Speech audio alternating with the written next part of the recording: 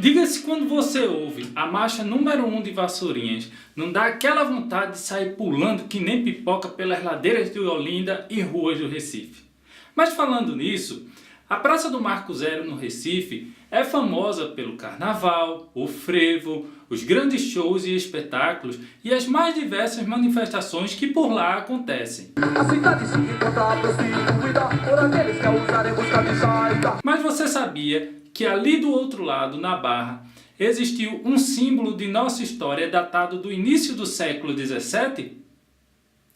Ô estagiário, quando você olha, tá ali no Marco Zero, você olha lá para o Parque das Esculturas, o que você vê? Oxe, é o Picão treinando. Opa, calma, peraí, não é bem assim. O monumento chama-se Torre de Cristal. E eu tenho quase certeza que o Francisco Brenan fez isso propositalmente para que nunca esquecêssemos que ali existiu o Forte do Picão. Não está entendendo nada? Tá voando? Então vem comigo que neste episódio do Ruínas no Mapa eu vou contar para vocês a história do Forte Castelo do Mar.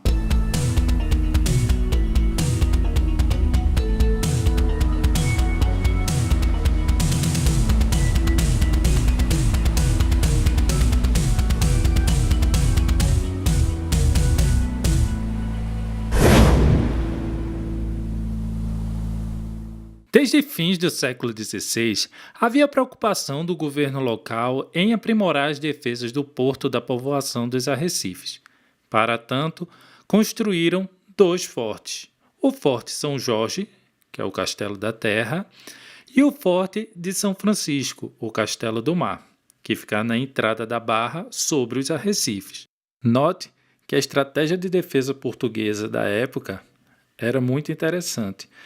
Vendo a posição geográfica, eles logo perceberam que poderiam botar um forte praticamente frente ao outro, criando uma linha de tiro entre os dois e que não danificaria um nem o outro, mas em compensação fecharia a entrada do porto. E para completar essa ideia de defesa estratégica, um pouco mais ao norte, no Istmo, onde hoje estão as ruínas do Forte do Buraco, nós vamos falar dele em outro episódio, havia um forte também de menor porte, construído pelos portugueses, que fechava uma estrutura em forma triangular que tornava praticamente impossível qualquer intenção marítima não bem-vinda de adentrar o porto da povoação dos arrecifes. Em 1591, o governador Dom Francisco de Souza ordenou a construção do forte, mas só em 6 de maio de 1606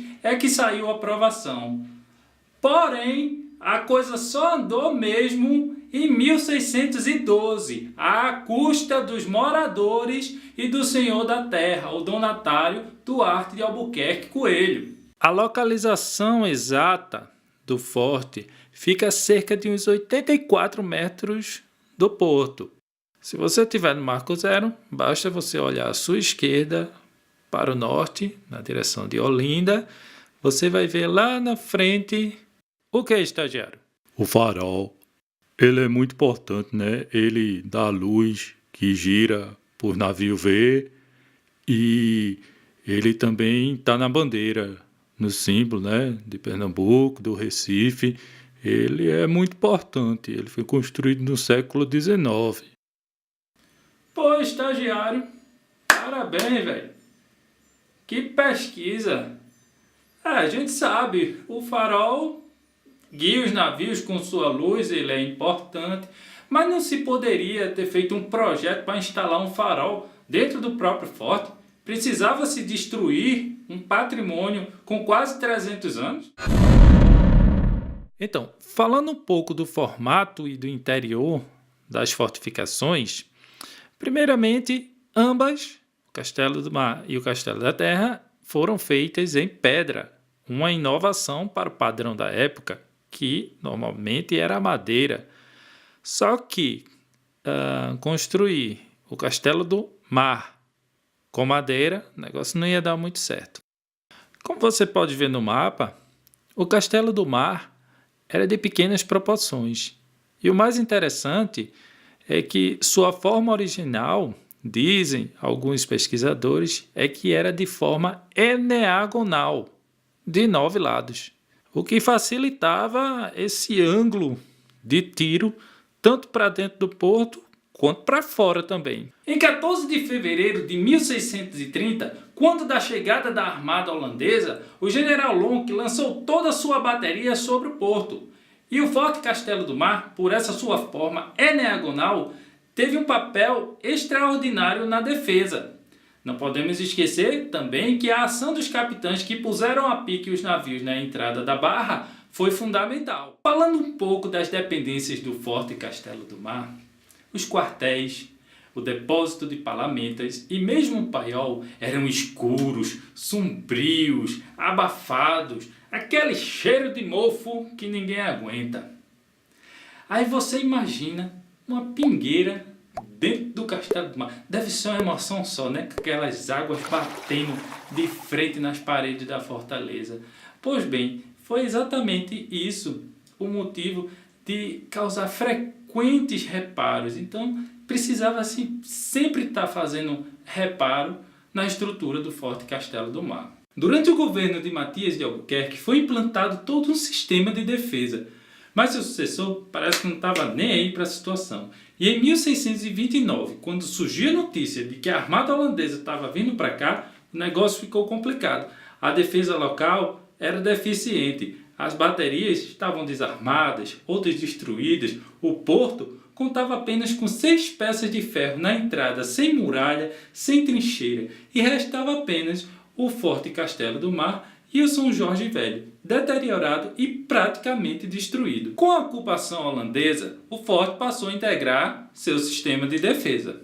Em 1637, durante o governo de Maurício de Nassau, surgiu até a preocupação em fazer um restauro, mas todos os esforços sempre iam por água abaixo por causa dos danos causados pelo impacto das ondas do mar. No período entre a rendição dos holandeses em 1654 até o fim do século XVII, não encontrei nenhuma notícia sobre o Forte Castelo do Mar.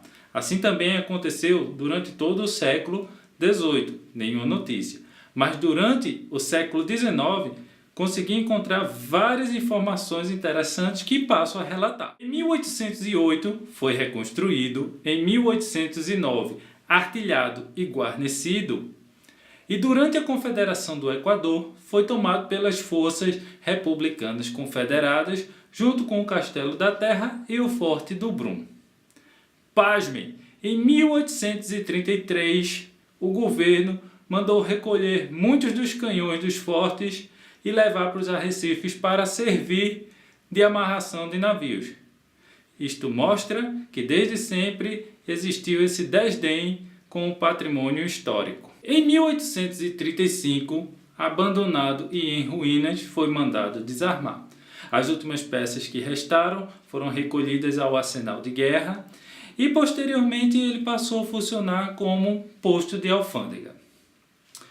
Finalmente, em 1910, é demolido durante as obras de reforma do Porto do Recife.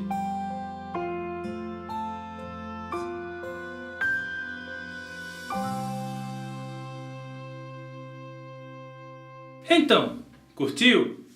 Infelizmente, o Forte Castelo do Mar já não mais existe, assim como tantos outros monumentos do nosso patrimônio que têm padecido no abandono. E que no futuro, talvez a gente só possa ouvir falar em livros, e olhe lá. Mas pelo menos na música O Terror Veio do Mar, você sempre vai poder cantarolar. No castelo da terra, no castelo do mar. Mas você pode ajudar a mudar o rumo dessa história, curtindo e compartilhando esse vídeo e falando da nossa história para todo mundo que você conhece.